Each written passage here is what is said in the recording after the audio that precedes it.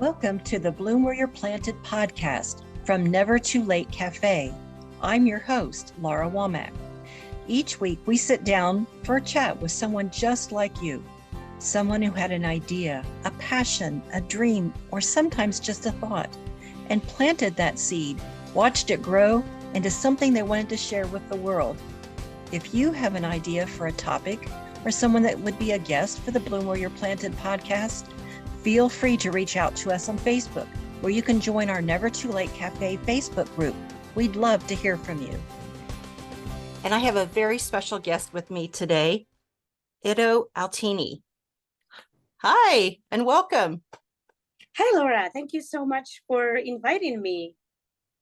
So I did pronounce it correctly. Yes, you did. We're just going to jump into your story because I am glad that I did say it properly because sometimes one doesn't know. So where are you currently living? I am currently based in Kansas City, Missouri. Okay. And is that where you're from? No, originally I am from Morocco, and that is in North Africa. I didn't know Morocco was part of Africa. Oh my gosh, I'm a little... Hey, don't worry. When I traveled the first time, I went to Asia, and we Moroccans call other countries that are part of Africa, which is, of course, Morocco is one of them. We call them Africa. Like we say, if we meet someone from Ghana or Nigeria, we say that person is from Africa. And like deep down, I knew that Morocco is part of Africa. But when I was flying from Kuala Lumpur, Malaysia, back to Morocco, when when at the plane they were talking about welcome everybody, we're gonna fly now to Africa, and I was like, oh, Morocco is in Africa. But then I remembered, I was like, oh yeah, it is. So we yeah. Isn't it strange that, well, I guess I haven't explored that very much. So let's get into, you have a very impressive list of things that you've done. And so let's start with your education, because you have a broad range of things that where you've studied and things like that. Yeah. I love doing different things. I get bored if I do one thing for a long time, because it just becomes like a normal. I love to learn different things. So that's what led to my diversity in education. I have I studied I didn't attend school for the first time until I was 17. So I was very late to attend school. I studied literature and then specialized in languages for my high school, because we had a few options, and I love learning languages. So I decided to specialize in languages. For my associated degree, I studied English literature because I really wanted to learn about the British and American history, and writers like Shakespeare, and I love writing. Myself, I'm a writer. And for my bachelor degree, I studied English, applied linguistics, and pedagogy, basically methods of teaching. And then for my MA, I studied journalism and strategic media under Fulbright Scholarship. Mentioning the Fulbright Scholarship, can you explain, for those of us that don't know what that means, what that is? Yeah, Fulbright Scholarship is a very prestigious scholarship. It's sponsored by the U.S. government, State Department specifically. And what it is basically is they have a lot of programs, and someone can apply to whether go from the US to another country or vice versa. And you can be a Fulbright grantee, like in my case, to continue your education, teaching. There's like, you can go to teach your language in another country, or research, There's Humphrey. There's a lot. The Yes program for the high school. Like there's a lot of programs, exchange programs, and one of them is Fulbright. It's very prestige, which I didn't know when I applied. I was not back in Morocco. I didn't have access to technology. As a result, I couldn't, do research online and learn about Fulbright. I learned about it the traditional way through a referral from a taxi driver.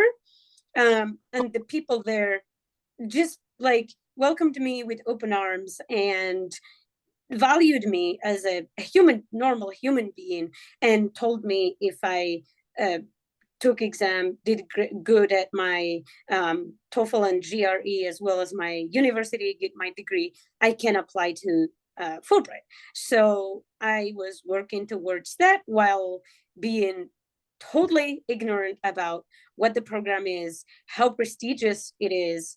And this program is actually very old. It was founded by J. William Fulbright, who was a US Senator, studied in Arkansas at the University of Arkansas, where I studied as a Fulbright scholar. It was very, very good for me to walk where he walked and study where he studied.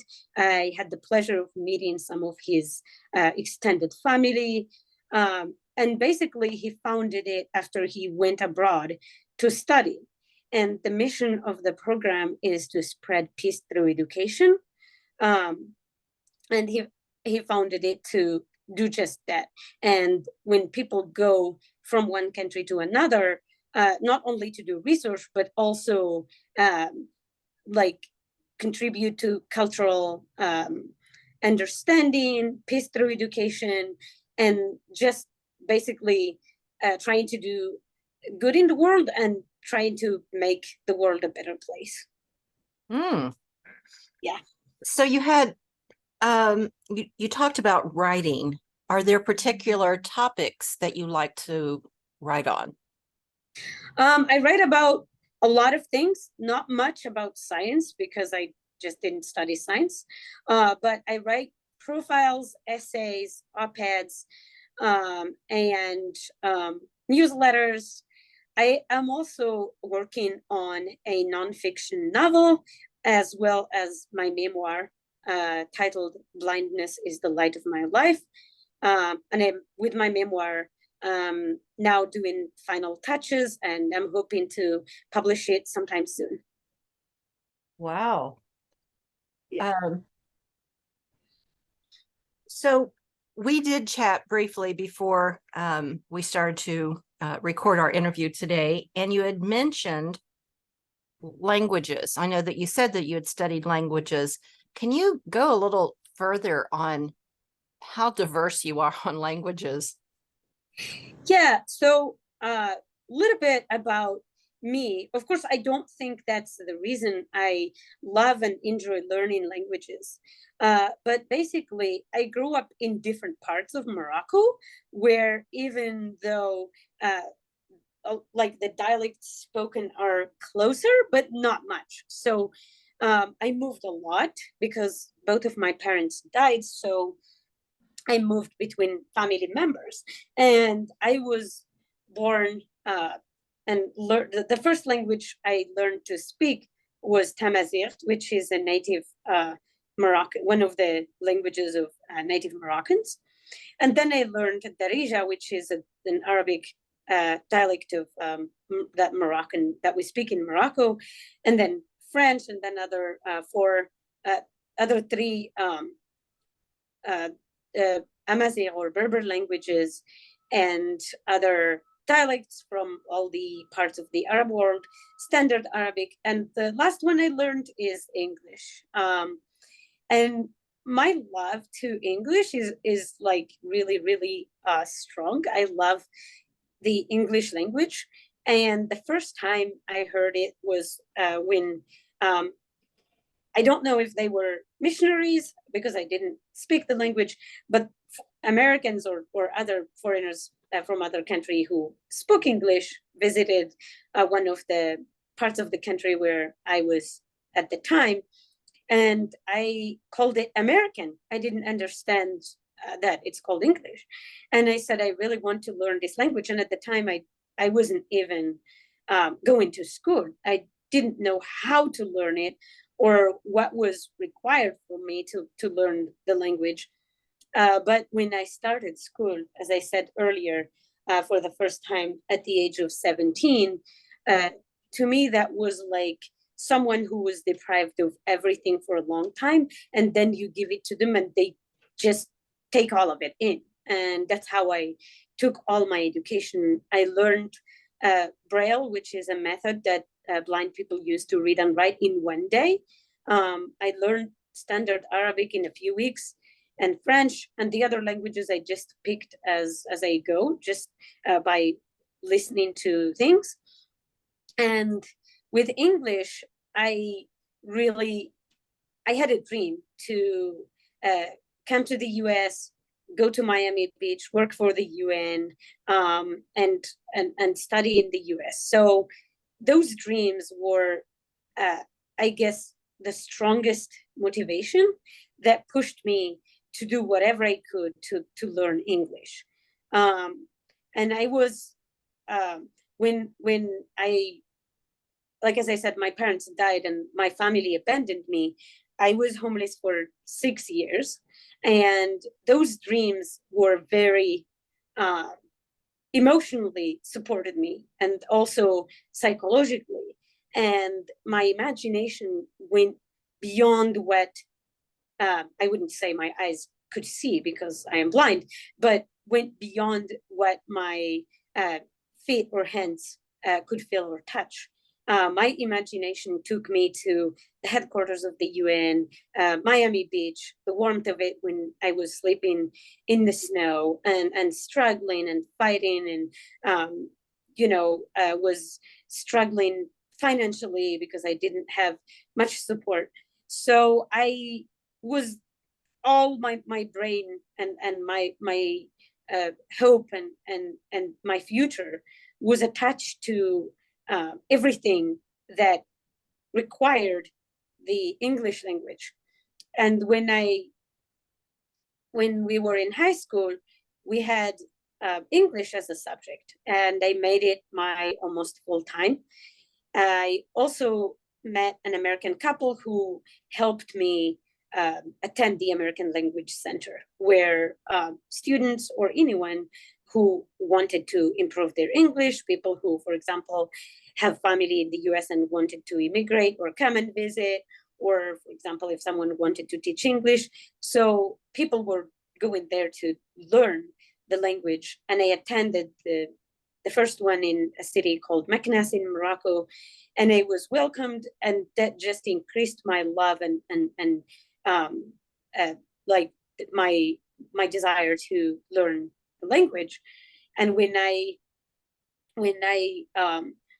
graduated high school, I did great in my the 12th grade high school exam, and I went to the university where I studied English and applied to the Fulbright.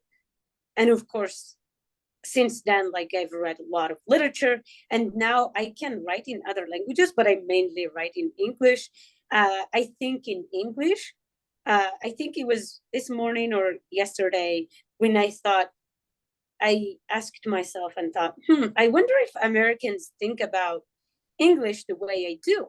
Do they think that, wow, right now I'm speaking English, or is it normal because they have never had to learn it?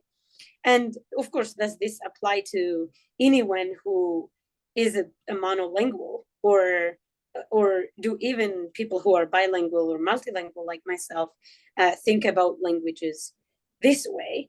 And I love reading, listening to things, and talking to people, and that's how I keep my languages alive and just keep learning. I hope that I can learn more languages in the future, because I think languages not only help me to communicate with people in different countries, but also it helped me express my thoughts clearly and think deeply and make really good and successful strategies.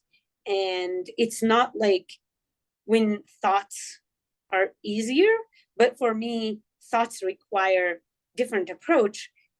And because they are in languages that are not my mother tongue, that helps me process my thoughts um, in a very slow process and think about my thoughts themselves, if that makes sense. It does. However, I have to say that English is my only language. I know a little bit of sign, but I've worked with a special needs population for many, many years. And to be honest, not too many people I worked with actually did sign. They did more gestures that people figured out, sort of a combination. So anyway, so I can't relate to that. I had my sister had known many languages and kind of started with Latin because that was the base of so many European languages. But anyway, I find that very fascinating. That is certainly not my skill. So you had also mentioned some of the things that you've written, one of which is you have a regular newsletter. Yes. Tell us more about that. Yeah, I actually, my newsletter is part of my media platform. When I was homeless for 6 years, as I said before, and imagine, being a blind woman, poor and homeless, like I didn't know who was going to hurt me and who was coming to save me. My love for journalism was, I always compare it to something deeper than desire. It was like a fire in my chest. And I questioned why journalists were not telling stories like mine. I carried a portable radio. I read a lot. My high school French teacher was reading out loud to me, my friends and my classmates. So I was really, really involved in journalism and storytelling. Um, and when I when I graduated from high school, I wanted to attend the journalism school back in Morocco. That didn't work, and I promised myself to, no matter what, work as a journalist and study journalism. When I came to the US, I, of course, did my MA in journalism, learned a lot from my classes, my classmates, as well as my professors, some of whom are very successful documentary filmmakers, writers, and journalists themselves.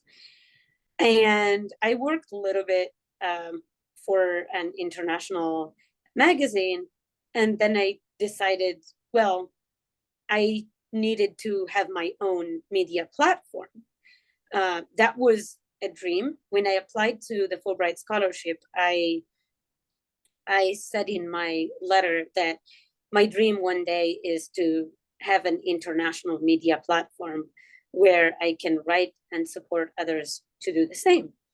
And at the end of 2022, my husband and I co-founded an international media platform. The name of it is The Date Keepers. And we do not match journalists with the soulmates. We're not a dating site, but we are, the Date Keepers means Outini, which is the meaning of my last name. And it means someone who owns dates, the sweet fruits. And we named it that because my husband took my last name after we got married. And since then, we have published material not only by us, but also by other writers. We promote people, organizations, and their work to our international audience of more than 100,000. We provide editorial feedback. We are trying to not do what the traditional media outlets have done, or publishing world in general, where, for example, even if they like someone's story, they wouldn't invest in it.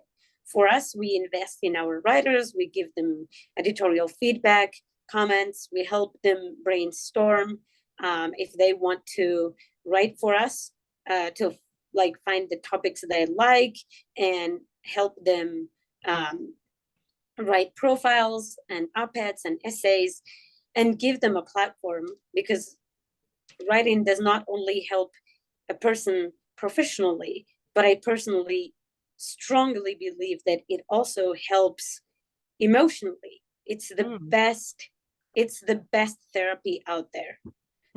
If it weren't for writing, I wouldn't be successful. I wouldn't be happy. I wouldn't be positive. I wouldn't be the person I am today. Of course, I am grateful to the organization, which is the Fulbright. That was the first organization that believed in me, my abilities, and gave me the opportunity to succeed. And that opportunity allowed me to improve my writing. And after I have, finished my memoir and have written and published in different platforms, I decided, along with my husband, to start our own platform where we give that opportunity to immersion writers, because we know what it means not to have a platform, let alone have someone who is there to support you from A to Z, help you make your piece the best it can be, and give you the platform to publish it. As we all know, writers even purchase rejections when they submit to a platform. They just submit hoping that they will get published. Of course, we don't publish everything, but if we are interested and we think their story, even though if it's not well written and it needs a lot of work, we invest in that and help them make it, again, the best it can be, and help them publish it and give them a platform of an international audience. So that's the Daykeepers. We have our collaborators, different people, as well as some organizations who collaborate with us. And as I said, we promote them on our friends page. We promote them on the newsletter, as well as on social media. So it's a platform, editorial feedback, as well as the ability to write about what they love. Because I don't believe that creativity is forced. I think we are creative only when we are given the space to be creative. So can you explain what an op-ed is? Yeah, it's an opinion piece. Basically, yeah. For example, if you want to write about the state of like immigrants or whatever topic, you write your opinion about it. A lot of media platforms have it, including the New York Times, the Washington Post, and other small as well as big media platforms. Join us next time for part 2 of our time with Itto Outini. So as our time comes to a close, remember to keep creating, keep sharing, and keep supporting each other. And remember to bloom where you're planted. Bye for now.